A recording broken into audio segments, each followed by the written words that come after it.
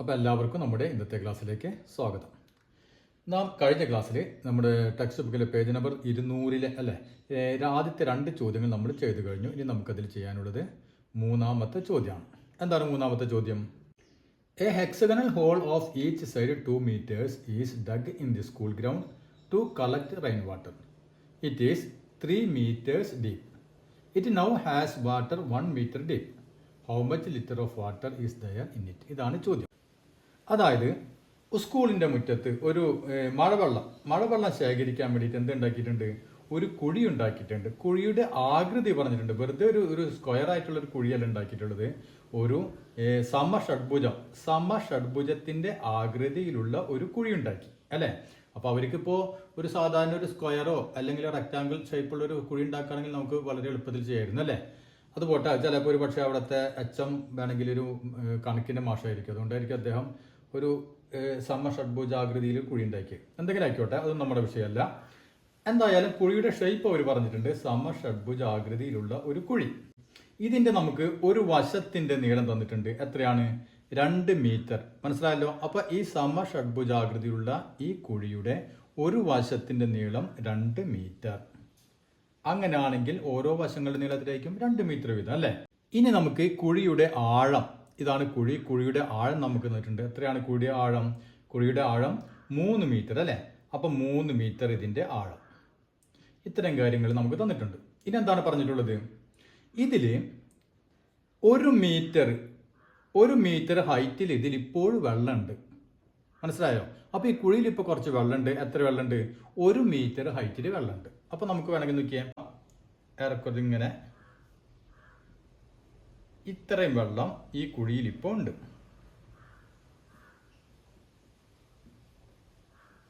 ഇതെത്രയാണ്? ഇത് 1 meter. അപ്പൊ 1 meter ഹൈറ്റിൽ ഇപ്പോൾ വെള്ളമുണ്ട്. ഇനി നമ്മുടെ ചോദ്യം എന്താണ്? ഇതിലുള്ള ഈ വെള്ളം, ഇപ്പോഴുള്ള വെള്ളം എത്ര ലിറ്റർ ഉണ്ടാകും എന്നാണ് ചോദ്യം. നമ്മളോട് ചോദിച്ചിട്ടുള്ള എന്താണ്? ഇതിലടങ്ങിയിട്ടുള്ള ഇപ്പോൾ ഇതിനുള്ളിലുള്ള വെള്ളം അല്ലെ. അപ്പൊ വെള്ളത്തിന്റെ ആകൃതി എന്തായിരിക്കും? ഒരു പാത്രത്തിൽ നമ്മൾ വെള്ളം ഒഴിച്ചു കഴിഞ്ഞാൽ ആ വെള്ളത്തിന്റെ ആകൃതി എന്ന് പറഞ്ഞാൽ ആ പാത്രത്തിന്റെ ഷേപ്പ് തന്നെ ആയിരിക്കും അല്ലെ. അപ്പൊ നമുക്ക് ഇവിടെ ഇതിലുള്ള വെള്ളത്തിന്റെ ഷേപ്പ് എന്തായിരിക്കും? ഒരു പ്രിസം, അതായത് സമഷഡ്ഭുജ പ്രിസത്തിന്റെ ആകൃതിയിലാണ് വെള്ളം ഉള്ളത് അല്ലെ. ഇപ്പൊ നമുക്കറിയാം, ഒരു പാത്രത്തിൽ കൊള്ളുന്ന പഞ്ചസാരയുടെ അളവ് അല്ലെങ്കിൽ വെള്ളത്തിന്റെ അളവ് അല്ലെങ്കിൽ മണ്ണിന്റെ അളവൊക്കെ ചോദിച്ചു കഴിഞ്ഞാൽ നമ്മൾ എന്താണ്? വോളിയാണ് കണ്ടുപിടിക്കുക അല്ലെ. അപ്പൊ നമുക്ക് എന്ത് കണ്ടുപിടിച്ചാൽ മതി? ഇതിന്റെ വോളിയം കണ്ടുപിടിച്ചാൽ മതി. ഇത്രയേ ഉള്ളൂ. അപ്പൊ അതിന് വേണ്ട കാര്യങ്ങളൊക്കെ, അളവുകളൊക്കെ നമുക്ക് തന്നിട്ടുണ്ട്. മനസ്സിലായില്ലേ? അപ്പൊ നമുക്കൊന്ന് ചെയ്ത് നോക്കാം. അപ്പോൾ ഞാൻ മറ്റൊരു കാര്യം എല്ലാവരോടും ഓർമ്മിപ്പിക്കുന്നത്, നമുക്ക് വന്ന കുറേ കമന്റ്സിൽ കാണാം മലയാളം കൂടി പറയണം അല്ലെങ്കിൽ മലയാളത്തിൽ എഴുതാന്നൊക്കെ അല്ലേ. നമുക്കറിയാം മലയാളത്തിൽ എഴുതാന്ന് പറഞ്ഞാൽ ഇത് പ്രാക്ടിക്കലല്ല. കാരണം രണ്ടും ഇംഗ്ലീഷിലും മലയാളത്തിലും എഴുതുമ്പോൾ നമ്മുടെ സമയം കുറേ നഷ്ടപ്പെടും. ഞാൻ അത്തരം കാര്യങ്ങൾ വരുമ്പോൾ, നമ്മൾ എഴുതേണ്ട കാര്യം വരുമ്പോൾ ഇംഗ്ലീഷിൽ എന്താണോ എഴുതുന്നത് അതിന്റെ മലയാളം ഞാൻ കൃത്യമായിട്ട് പറയാം. അപ്പൊ മലയാളം മീഡിയത്തിലെ കുട്ടികൾ ആ വരികൾ കേട്ടിട്ട് അതേ രൂപത്തിൽ എഴുതാം. അപ്പൊ എല്ലാവരും ഓക്കെ ആണല്ലോ. അപ്പൊ നമുക്കിവിടെ എന്താണ് കാണേണ്ടത്? ഇതിന്റെ വോളിയമാണ് കാണേണ്ടത് അല്ലെ. അപ്പൊ നമുക്ക് എഴുതാം വോളിയം ഈക്വൽ ടു എന്താണ്? വോളിയം എന്ന് പറഞ്ഞാൽ നമുക്കറിയാം, നാം പഠിച്ചിട്ടുണ്ട്, ബേസിന്റെ area, base area into height അല്ലേ. അപ്പൊ എവിടെയും അത് ബേസ് ഏരിയ ഇൻറ്റു ഹൈറ്റ് ആണ്. എവിടെ പ്രസം കണ്ടാലും വോളിയം ചോദിച്ചു കഴിഞ്ഞാൽ ബേസ് ഏരിയ ഇൻറ്റു ഹൈറ്റ്. അപ്പൊ ആദ്യം തന്നെ നമുക്ക് അത് എഴുതാം. Volume is equal to base area into height. അതായത് വോളിയം വ്യാപ്തം ഈസ് ഈക്വൽ ടു, വ്യാപ്തം എന്ന് പറഞ്ഞാൽ പാദപ്പരപ്പ്, ബേസ് ഏരിയ പാദപ്പരപ്പ് ഇൻറ്റു ഹൈറ്റ്. അപ്പൊ ഇതിൽ നമുക്ക് ബേസ് ഏരിയ ആദ്യം കണ്ടുപിടിക്കാം. ബേസ് ഏരിയ അതായത് പാദപ്പരപ്പ് ഈസ് ഈക്വൽ ടു എന്താണ്? ഇതിന്റെ ആകൃതി, ബേസിന്റെ ആകൃതി എന്താണ്? സമഷഡ്ഭുജാണ് അല്ലെ. അപ്പൊ സമഷഡ്ഭുജത്തിന്റെ ഏരിയ എങ്ങനെയാണ് കാണാം? 6 ഇൻറ്റു റൂട്ട് 3/4 a സ്ക്വയർ. അതാണ് സമഷഡ്ഭുജത്തിന്റെ ഏരിയ അല്ലെ. ഈസ് ഈക്വൽ ടു എന്ത് വരും? 6 into root 3/4 into a square. A എന്ന് പറഞ്ഞാൽ ഒരു വശത്തിന്റെ നീളം അല്ലെ. അപ്പോൾ 2 സ്ക്വയർ. ഇവിടെ വയ്ക്കാം. ഇവിടെ 4 ഉണ്ട് അടിയിൽ. ഇവിടെ 2 സ്ക്വയർ എന്ന് പറഞ്ഞാൽ 4 തന്നെയാണ് അല്ലേ. അപ്പോൾ നമുക്ക് ഈ 4 നമ്മൾ ക്യാൻസൽ ചെയ്തു. ബാക്കി എന്ത് തോന്നും? 6 റൂട്ട് 3 അല്ലേ. അപ്പോൾ base area 6 root 3 square metre. ഇതാണ് ബേസ് ഏരിയ. ഇനി നമുക്ക് എന്ത് വേണം? വോളിയം കിട്ടാൻ, വ്യാപ്തം കിട്ടാൻ എന്ത് വേണം? വ്യാപ്തം കിട്ടാൻ ഈസ് ഈക്വൽ ടു ബേസ് ഏരിയനെ h കൊണ്ട് ഗുണിക്കണം അല്ലേ. അതായത് 6 റൂട്ട് 3 ഇൻറ്റു h. ഇവിടെ എച്ച് എത്രയാണ് വരാ? എച്ച് എന്ന് പറഞ്ഞാൽ നമുക്കറിയാം ഇവിടെ മൊത്തം ഇതിന്റെ ആഴം എത്രയാണ്? 3 മീറ്റർ അല്ലേ? പക്ഷെ ഇവിടെ നമുക്ക് എന്താണ് എടുക്കേണ്ടത്? ഈ വെള്ളം എത്രത്തോളം വെള്ളം ഉണ്ടെന്നാണ് നമുക്ക് മെഷർ ചെയ്യേണ്ടത് അല്ലേ? അപ്പോൾ ഇതിന്റെ ഹൈറ്റ് എത്രയാണ്? 1 മീറ്റർ ആണ് വെള്ളം ഉള്ളത് അല്ലേ? അപ്പൊ നമ്മളിവിടെ എച്ച് എന്താണ് എടുക്കേണ്ടത്? 1 മീറ്റർ. അത് തെറ്റിക്കരുത്. ഇവിടെ h is equal to 1 metre. Volume is equal to 6√3 into h. H 1 metre equal to 6√3 അല്ലേ? യൂണിറ്റ് എന്താണ്? Metre cube. വോളിയാണ്, അതുകൊണ്ട് മീറ്റർ ക്യൂബ്. അപ്പോൾ നമുക്ക് വെള്ളത്തിന്റെ അളവ് കിട്ടി. എത്രയാണ്? 6√3 മീറ്റർ ക്യൂബ് അല്ലേ? പക്ഷെ നമ്മളോട് ചോദിച്ചിട്ടുള്ളത് എത്ര ലിറ്റർ വെള്ളം കൊള്ളും എന്നുള്ളതാണ് അല്ലേ? അതുകൊണ്ട് നമുക്കിവിടെ ഈ ക്യൂബിക് മീറ്ററിൽ എഴുതാൻ പറ്റില്ല. കാരണം എന്ത് വേണം? നമ്മൾ ഇതിനെ ലിറ്ററിലാക്കണം. അപ്പോൾ ലിറ്ററിലാക്കണം ആദ്യം എന്ത് ചെയ്യണം? നമ്മൾ √3 കൊണ്ട് ഇതിനെ ആദ്യം ഗുണിച്ചിടേണ്ടി വരും അല്ലേ? ഇസ് ഈക്വൽ ടു 6 ഇൻറ്റു √3 വില 1.732. അപ്പോൾ ഗുണിക്കുമ്പോൾ എത്ര കിട്ടുമെന്ന് നോക്കിയേ. 10.39. അപ്പോൾ 10.39 ക്യൂബിക് മീറ്റർ ആണ് ഇതിൻ്റെ വോളിയം. അപ്പോൾ ഇത്രയും വെള്ളമാണ് ഇതിലുള്ളത് അല്ലേ? ഇനി നമുക്കതിന് ലിറ്ററിലാക്കാൻ എന്ത് വേണം? നമുക്കറിയാം ഈ മീറ്റർ ക്യൂബിന് ലിറ്റർ എങ്ങനെയാക്കാം? 1 മീറ്റർ ക്യൂബ് എന്ന് പറഞ്ഞാൽ 1000 ലിറ്റർ ആണ്. അപ്പോൾ 10.39 മീറ്റർ ക്യൂബ് എന്ന് പറയുമ്പോൾ എത്ര ലിറ്റർ ആയിരിക്കും? അതിനെ നമ്മൾ 1000 കൊണ്ട് ഗുണിക്കുക അല്ലേ? അതായത് മീറ്റർ ക്യൂബിക് മീറ്ററിനെ നമുക്ക് ലിറ്ററിലാക്കണമെങ്കിൽ എന്ത് ചെയ്യണം? ലിറ്ററിലാക്കണമെങ്കിൽ നമ്മൾ ഇതിനെ 1000 കൊണ്ട് ഗുണിക്കുക. അപ്പോൾ ഇവിടെ നമുക്ക് എന്ത് കിട്ടും? Equal to 10.39 into 1000. അത്രയും ലിറ്റർ ഈക്വൽ ടു. ഇവിടെ നമുക്ക് 1000 കൊണ്ട് ഗുണിക്കുന്ന പകരം എന്ത് ചെയ്യാൻ പറ്റും? 3 സ്ഥാനം ഇങ്ങോട്ട് നീക്കിയിടുക അല്ലേ? അപ്പോൾ 1, 2 പിന്നെ നമുക്ക് അടുത്തൊരു 0 കൂടി ചേർത്ത് കൊടുക്കാം. അപ്പോൾ 10.39 അത്രയും ലിറ്റർ. ഇത്രയും വെള്ളമാണ് ഇതിലിപ്പോൾ ഉള്ളത്. ഇനി നമുക്കതിൽ ഒരു ചോദ്യം കൂടി ഉണ്ടല്ലോ. ഈ കുഴിയിൽ ഇനി എത്ര ലിറ്റർ കൂടി വെള്ളം കൊള്ളും അല്ലേ? കുറച്ച് വെള്ളയിലുണ്ട്. ഇനി എനിക്ക് ബാക്കി സ്ഥലത്ത് എത്ര ലിറ്റർ വെള്ളം കൂടി കൊള്ളും എന്നുള്ളൊരു ചോദ്യം കൂടി ഇതിൽ ഉണ്ട്. അതെങ്ങനെ ചെയ്യാം? നമുക്കറിയാം. ഇവിടെ നോക്കിയാൽ ഇതേ കാര്യം തന്നെ ചെയ്താൽ മതി അല്ലേ? ഇവിടെ ഈ ഒഴിഞ്ഞ സ്ഥലത്ത് എത്ര വെള്ളം കൊള്ളും എന്നാണ് ചോദ്യം. അപ്പോൾ ഇവിടെ നമ്മൾ എന്ത് വേണം? ഇതിൻ്റെ ഈ ഒഴിഞ്ഞ സ്ഥലത്തിൻ്റെ വോളിയം എടുക്കുക അല്ലേ? വ്യാപ്തം എടുക്കുക. വ്യാപ്തം എടുക്കുമ്പോൾ ശ്രദ്ധിക്കേണ്ട കാര്യം എന്താണ്? നമുക്കറിയാം volume is equal to base area into height. അതിലൊരു മാറ്റവും ഇല്ല. പക്ഷേ ഇവിടെ ഹൈറ്റ് എത്രയായി വരും? ഹൈറ്റ് എന്ന് പറഞ്ഞാൽ നമ്മൾ ഇവിടെ 1 മീറ്റർ ആയിരുന്നു വെള്ളം ഉണ്ടായിരുന്നത് അല്ലേ? ഇനി നമുക്ക് ഈ ഒഴിഞ്ഞ സ്ഥലത്ത് എത്ര വെള്ളം കൂടി കൊള്ളും എന്നുള്ളതാണ് നമ്മൾ നോക്കേണ്ടത്. അപ്പോൾ ഇതിൻ്റെ ഹൈറ്റ് എത്രയാണ്? മൊത്തം 3, ഇവിടെ 1, ബാക്കി ഇവിടെ എത്ര ഉണ്ടായിരിക്കും? 2 അല്ലേ? അപ്പോൾ 2 മീറ്റർ. ഇതാണ് നമ്മളിവിടെ ശ്രദ്ധിക്കേണ്ടത്. അപ്പോൾ ഇവിടുത്തെ എച്ച് എത്രയാണ്? 2 മീറ്റർ. അപ്പോൾ ഇവിടെ നമുക്ക് വോളിയം തന്നെ കാണണം. വ്യാപ്തം ഈക്വൽ ടു ബേസ് ഏരിയ. അതിലൊന്നും ഒരു മാറ്റവും ഇല്ല. Base area into H. Base area അല്ലേ? ഇവിടെ നമ്മൾ ബേസ് ഏരിയ വീണ്ടും കാണേണ്ട കാര്യം എന്താണ്? നമ്മൾ ഓൾറെഡി ഇതിൻ്റെ ബേസ് ഏരിയ കണ്ടിട്ടുണ്ട് അല്ലേ? എവിടെയാണ് നമുക്ക് ബേസ് ഏരിയ നമുക്ക് എത്ര കിട്ടിയത്? 6√3 കിട്ടിയിട്ടുണ്ട്. ഇനി നമ്മൾ വീണ്ടും ബേസ് ഏരിയ കാണേണ്ട കാര്യമില്ല. അപ്പോൾ നമുക്ക് എഴുതാം ബേസ് ഏരിയ 6√3 ഇൻറ്റു എച്ച്. ഇവിടെ എച്ച് എത്രയാണ് വരിക?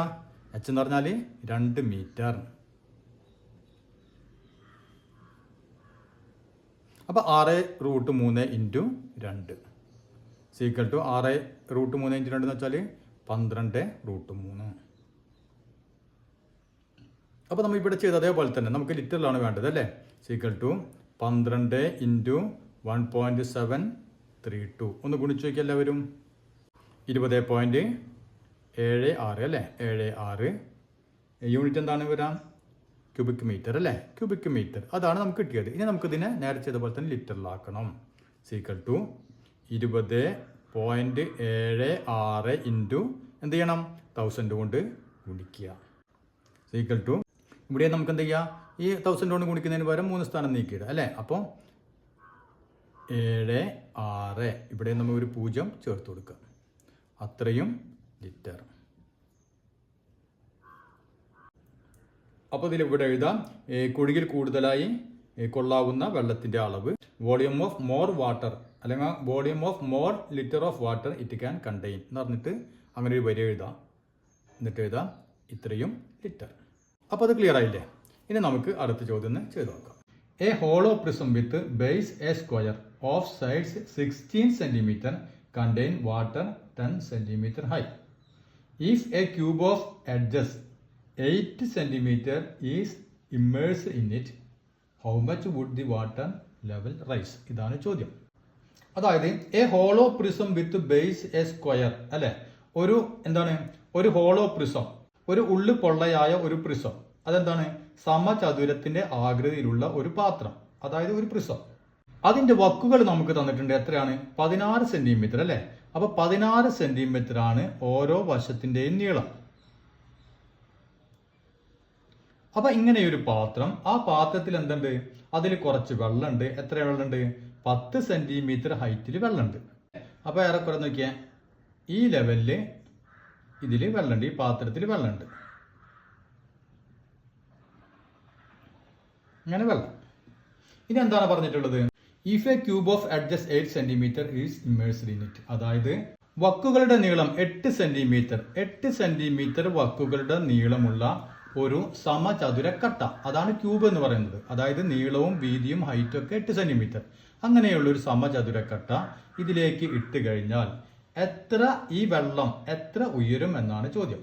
നമുക്കറിയാം, ഒരു പാത്രത്തിൽ വെള്ളം ഉണ്ടെങ്കിൽ ആ വെള്ളത്തിൽ നമുക്ക് പുറത്തുനിന്ന് എന്തെങ്കിലും ഒരു വസ്തു ഇട്ട് കഴിഞ്ഞാൽ ആ വസ്തുവിന്റെ വോളിയം എത്രയാണോ അത്രയും അളവിലുള്ള വെള്ളം ഇവിടെ പൊങ്ങും അല്ലെ.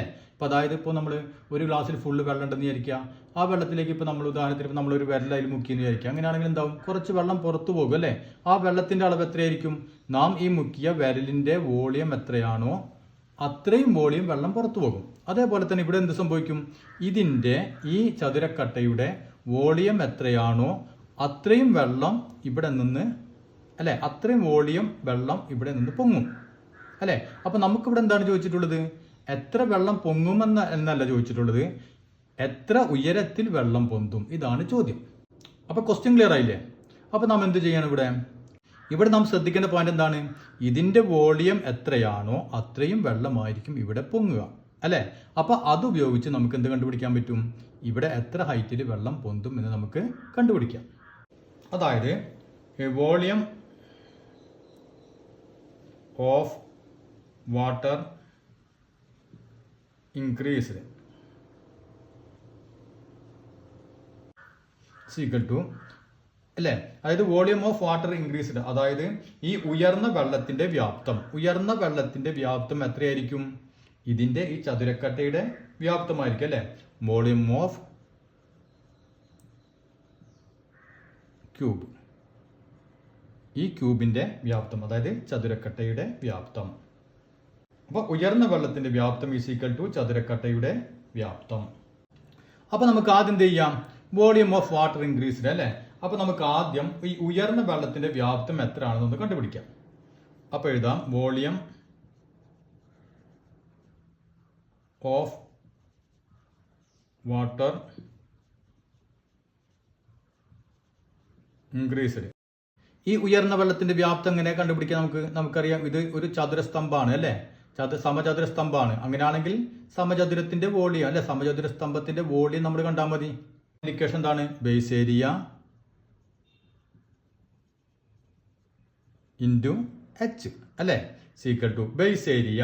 ഈ ബേസ് എന്താണ്? സമചതുരാണ് അല്ലെ. അപ്പൊ സമചതുരത്തിന്റെ ഏരിയ എന്ന് പറഞ്ഞാൽ എ സ്ക്വയർ, അതായത് a square into h is equal to a, ഒരു വശത്തെ നീളം 16, അപ്പൊ 16 ഇൻറ്റു 16 ഇൻറ്റു എച്ച്. ഇവിടെ നമുക്ക് ഹൈറ്റ് എത്രയും ഉയരത്തിലാണ് വെള്ളം പൊങ്ങിയതെന്ന് നമുക്കറിയില്ല അല്ലെ. അപ്പൊ ഇവിടെ നിന്ന് ഇങ്ങോട്ട് വെള്ളം പൊങ്ങിയിട്ടുണ്ടായിരിക്കും കുറച്ച്. ഈ എച്ച് എത്രയാണെന്ന് നമുക്കറിയില്ല. അപ്പൊ നമുക്ക് 16 into 16 into H, A square into H. അപ്പൊ ഇവിടെ ഈ വെള്ളം പൊങ്ങിയ ഈ ഹൈറ്റ് ആണ് എച്ച് എന്ന് പറഞ്ഞത്. മനസ്സിലായില്ലേ? അപ്പൊ നമുക്ക് ഇത് കിട്ടിക്കഴിഞ്ഞു അല്ലെ. ഇനി നമുക്ക് എന്ത് ചെയ്യാം? വോളിയം ഓഫ് ക്യൂബ് എന്ന് കണ്ടുപിടിക്കാം. വോളിയം ഓഫ് ക്യൂബ്, അതായത് സമചതുരക്കട്ടയുടെ വോളിയം വ്യാപ്തം. അതും എന്താണ്? നമുക്കറിയാം ബേസ് ഏരിയ ഇൻറ്റു ഹൈറ്റ് അല്ലേ. അവിടെ നമുക്ക് ബേസ് ഏരിയ ഇൻറ്റു എച്ച്, അതായത് പാദപ്പരപ്പ് ഇൻറ്റു ഉയരം. സീക്വൽ ടു ബേസ് ഏരിയ എന്ന് പറയുന്നത് നോക്കിയാൽ സമചതുരാണ് അല്ലേ. അപ്പോൾ 8 × 8 അല്ലേ. അപ്പോൾ A² × H. ഇവിടെയും നമുക്ക് A² × H സീക്വൽ ടു, അതായത് 8 × 8. ഇവിടെ ഹൈറ്റ് എത്രയാണ്? ഹൈറ്റും 8 തന്നെയാണ് അല്ലേ. അപ്പോൾ 8 × 8 × 8. അപ്പോൾ രണ്ടിൻ്റെയും വോളിയം നമുക്ക് കിട്ടി അല്ലേ. അപ്പോൾ നമ്മോട് ആദ്യം പറഞ്ഞത് എന്താണ്? Volume of water increased is equal to volume of cube എന്ന് നമ്മൾ പറഞ്ഞിട്ടുണ്ട് അല്ലേ. അപ്പോൾ വോളിയം ഓഫ് വാട്ടർ ഇൻക്രീസ് ചെയ്ത, അതായത് വർദ്ധിച്ച ഈ വെള്ളത്തിന്റെ വ്യാപ്തി എത്രയാണ് നമുക്ക് കിട്ടിയത്? 16 × 16 × H അല്ലേ. അപ്പം അങ്ങനെയാണെങ്കിൽ 16 × 16 × H നമുക്ക് എന്ത് എഴുതാം? Volume of cube. Volume of cube എത്രയാണ് നമുക്ക് കിട്ടിയത്? 8 × 8 × 8. 8 × 8 × 8. അപ്പോൾ ഇതിൽ നമുക്ക് എച്ചിൻ്റെ വില എങ്ങനെ കാണാം? H ഈസ് ഈക്വൽ ടു ഇപ്പുറത്തുള്ളത് 8 × 8 × 8 ബൈ ഈ ഇൻറ്റു എന്തായി മാറും? അങ്ങോട്ട് പോകുമ്പോൾ ബൈ ആയി മാറും അല്ലേ. അപ്പോൾ 16 × 16. അല്ലെങ്കിൽ നമ്മൾ എന്ത് ചെയ്യാം? 8 × 8 × 8 ഗുണിക്കുക ബൈ 16 × 16 ഗുണിച്ചിട്ട് അതുകൊണ്ട് ഡിവൈഡ് ചെയ്യാം. അതിൻ്റെ എളുപ്പം ഇതായിരിക്കും അല്ലേ. അപ്പോൾ നമുക്ക് ഇങ്ങനെ കിട്ടി. ഇനി നോക്കിയാൽ 16 8നെ നോക്കിയാൽ 16 ഡിവൈഡ് ചെയ്തു. എത്ര വന്നു? 16ൽ എത്ര 8 ഉണ്ട്?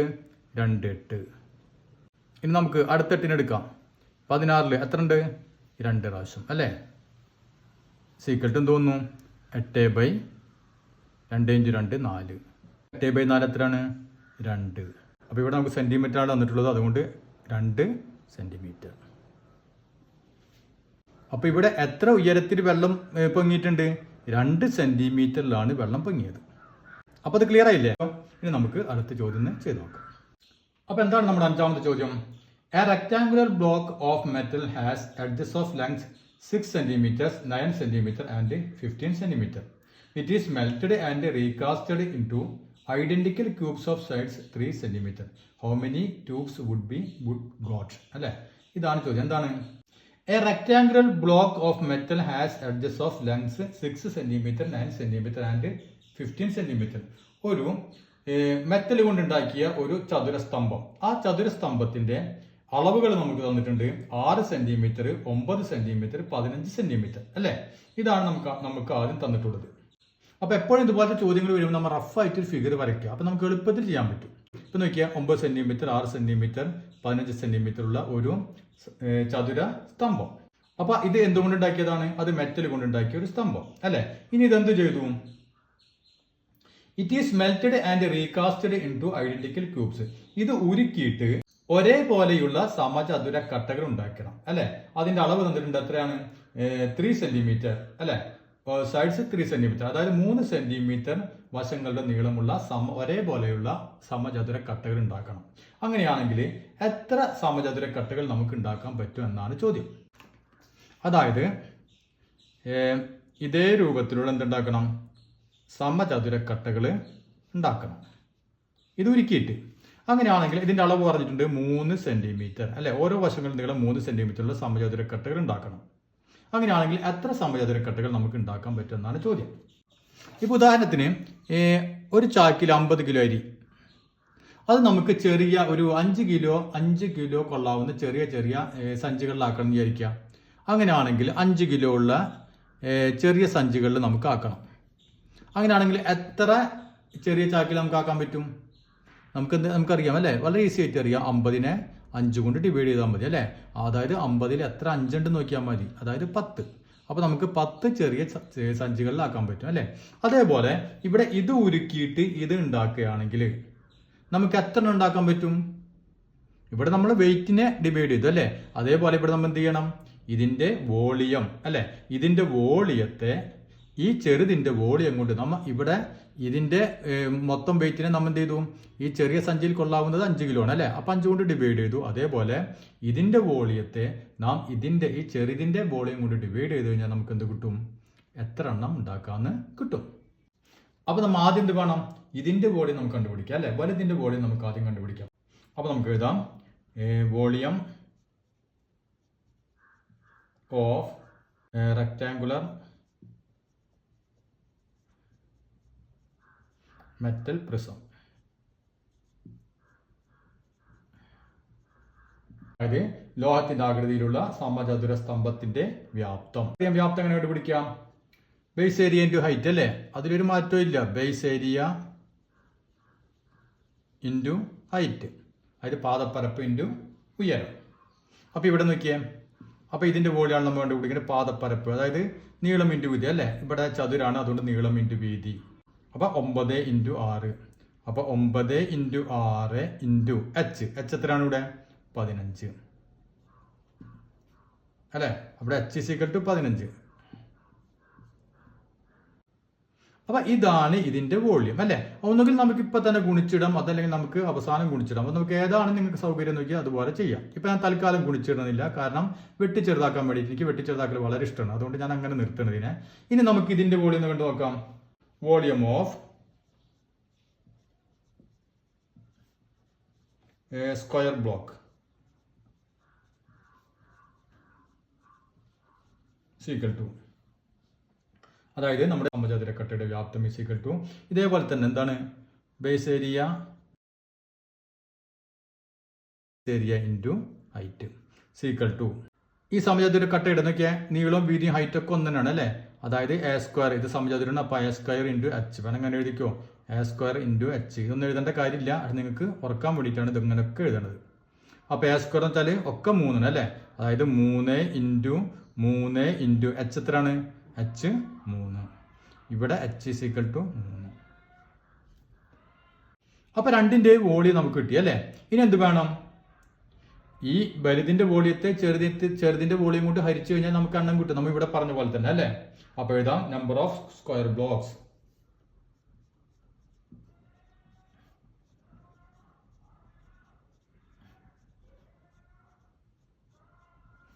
എന്ത് വരും, ഇതിന്റെ വോളിയം അല്ലെ. ഇതിന്റെ വോളിയം എത്രയാണ് 9 ഇൻറ്റു 6 ഇൻറ്റു 15 ബൈ ഏതിന്റെ വോളിയം, ഈ ചെറുതിന്റെ വോളിയം എത്രയാണ് 3 ഇൻറ്റു 3 ഇൻറ്റു 3. ഇനി നോക്കിയാൽ ഈ 3 പ്രാവശ്യം അല്ലെ, 3 ഇൻറ്റു 3 9. ഇനി അടുത്ത 3 ഈ 3 ക്യാൻസൽ ആയി പോയി. ഇനി ഈ 3നെ പിടിച്ചു, ഈ 6ൽ എത്ര പ്രാവശ്യം പോകും, 2 പ്രാവശ്യം പോകും. ബാക്കി എന്ത് വന്നു 2 ഇൻറ്റു 15 30. അപ്പോൾ 30 നമ്പേഴ്സ് കണ്ടോ. അപ്പോൾ നമുക്ക് വളരെ എളുപ്പത്തിൽ ചെയ്യാൻ പറ്റും. അതല്ലെങ്കിൽ നമുക്ക് എന്ത് ചെയ്യാം, ഇവിടെ വെച്ച് ഇതിനെ ഗുണിക്കാം. ഗുണിക്കുമ്പോൾ എത്ര കിട്ടുമെന്ന് നോക്കിയാൽ 810 ആയിരിക്കും കിട്ടുക. അപ്പോൾ 810 ബൈ 3 ഇൻറ്റു 3 9, 9 ഇൻറ്റു 3 27. അപ്പോൾ 810 ബൈ 27 ഇതിനെ ഡിവൈഡ് ചെയ്യാം. മനസ്സിലായ, അപ്പോൾ നമുക്ക് എന്താണ് കിട്ടുക 30 കിട്ടും. അപ്പോൾ ഒരിക്കലും ചോദ്യം കണ്ടൊന്ന് പേടിക്കേണ്ട, വളരെ സിമ്പിളായ കാര്യങ്ങളാണ് ഇതിലുള്ളത്. ചോദ്യം 1, 2, 3 വട്ടം വായിച്ചു നോക്കിയിട്ട് വളരെ എളുപ്പത്തിൽ നമുക്ക് തന്നെ ഇത് ചെയ്യാൻ പറ്റും. നമുക്ക് അടുത്ത ചോദ്യം ചെയ്ത് നോക്കാം. The base of a prism is a square of sides 6 centimetre അല്ലെ, and its height is 10 centimetre. അതായത് ഒരു പ്രിസത്തിന്റെ നമ്മളോട് പറഞ്ഞിട്ടുണ്ട് എന്താണ്, സ്ക്വയർ ആണ്, സമചതുരാകൃതിയിലുള്ള ഒരു പ്രിസാണ്. ആ പ്രിസത്തിന്റെ ഒരു വശത്തിന്റെ നീളം 6 സെന്റിമീറ്റർ അല്ലേ. അപ്പോൾ നമുക്ക് എല്ലാ വശങ്ങളും നീളം കിട്ടി. ഇനി അതിന്റെ ഹൈറ്റ് തന്നിട്ടുണ്ട് 10 സെന്റിമീറ്റർ. അപ്പോൾ ഞാൻ നേരത്തെ പറഞ്ഞ പോലെ തന്നെ ഒരു ചെറിയൊരു ഫിഗർ, റഫായിട്ട് ഒരു ഫിഗർ വരച്ചു നോക്കാം. ഇനി എന്താണ് ചോദിച്ചിട്ടുള്ളത്, വാട്ട് ഈസ് ഇറ്റ്സ് വോളിയം, ഇതിന്റെ വോളിയം, ഇതിന്റെ വ്യാപ്തം എത്രയാണ്. നമുക്ക് വളരെ എളുപ്പത്തിൽ തന്നെ കണ്ടുപിടിക്കാൻ പറ്റും വ്യാപ്തം അല്ലേ. നമുക്കറിയാം വ്യാപ്തം, അതായത് വ്യാപ്തം വോളിയം = ബേസ് ഏരിയ പാദപ്പരപ്പ്, ബേസ് ഏരിയ ഇൻറ്റു ഹൈറ്റ് അല്ലേ. ഇവിടെ നമുക്കറിയാം സമചതുരാണ്, സമചതുരാകുമ്പോൾ എന്ത് വരും, ബേസ് ഏരിയ എന്ന് പറഞ്ഞാൽ A² ഇൻറ്റു എച്ച്, അതായത് 6² ഇൻറ്റു എച്ച് എത്രയാണ് h 10. അപ്പോൾ 6 ഇൻറ്റു 6 36, 36 360 വോളിയാണ്, അതുകൊണ്ട് ക്യൂബിക് സെന്റിമീറ്റർ. ഇനി അതിനെന്താണ് ചോദിച്ചിട്ടുള്ളത്, what is the maximum volume of A triangular prism cut from it. അതായത് ഇതിൽ നിന്ന് നമുക്ക് ഈ കട്ട് ചെയ്ത് ഉണ്ടാക്കാവുന്ന ഒരു ഏറ്റവും വലിയ ട്രയാങ്കിൾ പ്രിസം, അതായത് ത്രികോണ സ്തംഭത്തിന്റെ വോളിയം എത്രയായിരിക്കും. ക്ലിയർ ആയ. അപ്പൊ ഇതിപ്പോ ഒരു മരം കൊണ്ടുണ്ടാക്കിയ ഒരു പ്രിസാണ് അല്ലെ. ഈ പ്രിസത്തിൽ നിന്ന് നമുക്ക് ഏറ്റവും വലിയ ഒരു ട്രയാങ്കുലർ പ്രിസം ചെത്തി ഉണ്ടാക്കണം. അങ്ങനെയാണെങ്കിൽ അതിന്റെ വോളിയം എത്രയായിരിക്കും, ഇതാണ് ചോദ്യം. അപ്പോൾ നമുക്കറിയാം ഇതിൽ നിന്ന് നമ്മളൊരു ത്രികോണ സ്തംഭം നമ്മൾ ചെത്തിയെടുക്കുകയാണെങ്കിൽ അതിന്റെ ഹൈറ്റ് ഇവിടെ 10 ആണെങ്കിൽ മാക്സിമം നമുക്ക് അതിനും കിട്ടുന്ന ഹൈറ്റ് എത്ര തന്നെ ആയിരിക്കും, 10 തന്നെ ആയിരിക്കും അല്ലേ. വെച്ച് നമുക്ക് കിട്ടി 10 സെന്റിമീറ്റർ. ഇനി നമുക്ക് ഏറ്റവും വലുത് കട്ട് ചെയ്തെടുക്കണമെങ്കിൽ അതിന്റെ വശങ്ങൾ നീളം എത്ര വരും, നമുക്കറിയാം ഇതിപ്പോൾ നോക്കിയാൽ ഇതിപ്പോൾ ഇവിടെ 6 സെന്റിമീറ്റർ അല്ലേ. അപ്പോൾ നമുക്ക് മാക്സിമം ഇവിടെ ഒരു വശം 6 തന്നെ കിട്ടുള്ളൂ. അതിനേക്കാൾ കൂടുതൽ കിട്ടുമോ? കിട്ടില്ല. അപ്പോൾ ഇവിടെ നമുക്ക് 6 തന്നെ കിട്ടി. ഓക്കെ, ഇനി നോക്കിയേ, നമുക്ക് ഈ വശവും 6 തന്നെ അല്ലേ. അപ്പോൾ ഇതിൽ നിന്ന് നമുക്ക് ഇനി വലുതാക്കാൻ പറ്റുമോ? പറ്റില്ല. അപ്പോൾ നമുക്ക് മാക്സിമം കിട്ടും 6 തന്നെ അല്ലേ. അപ്പോൾ നമുക്ക് നോക്കിയേ, ഇനി നമ്മൾ ഇതിങ്ങനെ കട്ട് ചെയ്ത് കഴിഞ്ഞാൽ ഇവിടെ ഒരു ത്രികോണം കിട്ടി അല്ലേ. മനസ്സിലായില്ലേ? അപ്പോൾ ഒരു ത്രികോണം കിട്ടി, അതിൻ്റെ ഹൈറ്റ് 10 സെന്റിമീറ്റർ. അപ്പോൾ ഇതായിരിക്കും നമുക്ക് ഏറ്റവും മാക്സിമം കിട്ടാവുന്ന ത്രികോണത്തിൻ്റെ അളവ് അല്ലേ. അപ്പോൾ ഇനി ചിലർക്ക് ഒരു പക്ഷേ സംശയം വരും, ഇപ്പോൾ ഞാൻ ഇങ്ങനെ അല്ലേ, ഇങ്ങനെയാണ് നമുക്ക് ത്രികോണം കിട്ടിയത്. ഇപ്പോൾ നമ്മൾ ഈ ത്രികോണത്തിന് പകരം ഇങ്ങനെ ഒരു ത്രികോണം എടുക്കുകയാണെങ്കിലോ, ഇതേ രീതിയിലൊരു ത്രികോണം എടുക്കുകയാണെങ്കിലോ, അപ്പോൾ ഇതിനേക്കാൾ വലുതായിരിക്കില്ല അത് എന്നൊരു ചോദ്യം വരും ഇല്ലേ. അതായത് നമ്മൾ 7ലോ 8ലോ മറ്റോ പഠിച്ചിട്ടുണ്ട് അല്ലേ. രണ്ട് ത്രികോണങ്ങളുടെ ബേസ് രണ്ടും സെയിം ആണെന്ന് വിചാരിക്കുക. ഇത് ബേസ്. ഇനി ഈ ത്രികോണത്തിന്റെ ഈ മൂന്നാമത്തെ മൂല ഞാനിപ്പോൾ ഒരു പാരലൽ ലൈൻ വരച്ചു. ഇതിന് പാരലായിട്ട് ഒരു ലൈൻ വരച്ചു. ഈ ബേസിന് പാരലായിട്ട് ഒരു ലൈൻ വരച്ചു.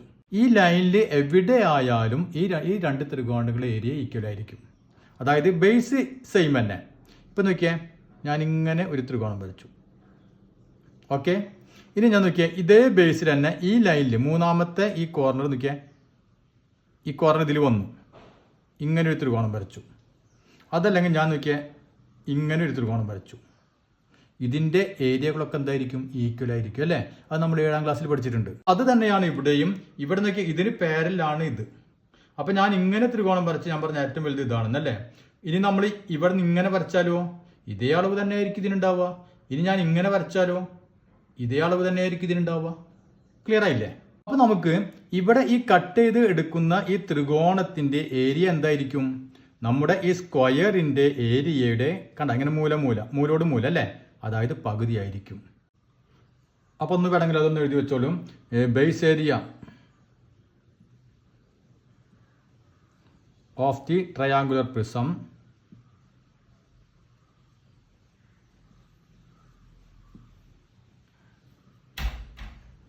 is half the base area of square prism.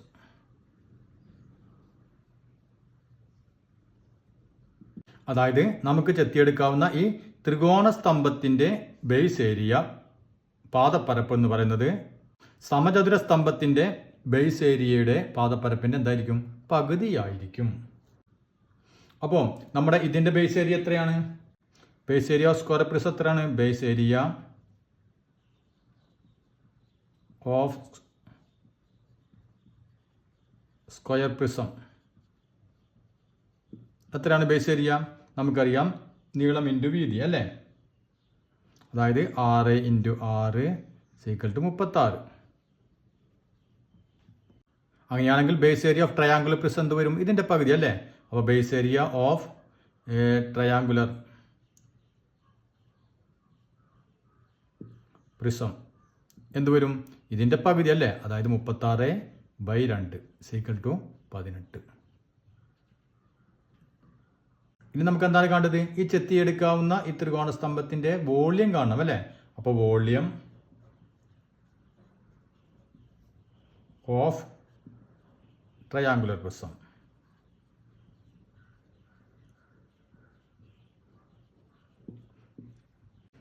അതായത് ത്രികോണ സ്തംഭത്തിന്റെ വ്യാപ്തം എന്ത് വരും? നമുക്കറിയാം, ബേസ് ഏരിയ ഇൻറ്റു എച്ച് അല്ലേ. Base area into H. Base area എത്ര നമുക്ക് കിട്ടിയത്? 18 ഇൻറ്റു എച്ച്. ഹൈറ്റിന് മാറ്റില്ല അല്ലേ. ഹൈറ്റ് രണ്ടിനും ഒരേ ഹൈറ്റ് തന്നെ ആയിരിക്കും. അപ്പോൾ 18 × 10 = 180 ക്യൂബ്. അതായത് ഈ സ്ക്വയർ പ്രിസത്തിന്റെ കറക്റ്റ് പകുതി ആയിരിക്കും അല്ലെ. പകുതി ആയിരിക്കും നമുക്ക് കിട്ടുന്ന ട്രയാങ്കിൾ പ്രിസം, ഏറ്റവും വലിയ ട്രയാങ്കിൾ പ്രിസത്തിന്റെ വോളിയം. അപ്പോൾ ഇത്രയും കാര്യങ്ങൾ എല്ലാവർക്കും മനസ്സിലായി എന്ന് വിചാരിക്കുന്നു. അപ്പോൾ ഞാനിവിടെ ചില കാര്യങ്ങൾ ഇംഗ്ലീഷിൽ എഴുതിയാലും അതിന്റെ മലയാളം ഞാൻ പറഞ്ഞിട്ടുണ്ട്. അപ്പോൾ മലയാളം മീഡിയക്കാർ അത് കേട്ടിട്ട് പ്രത്യേകം സഹകരിക്കുക. അപ്പോൾ നമുക്ക് ഇതിന്റെ അടുത്ത ഭാഗം അടുത്ത ക്ലാസ്സിൽ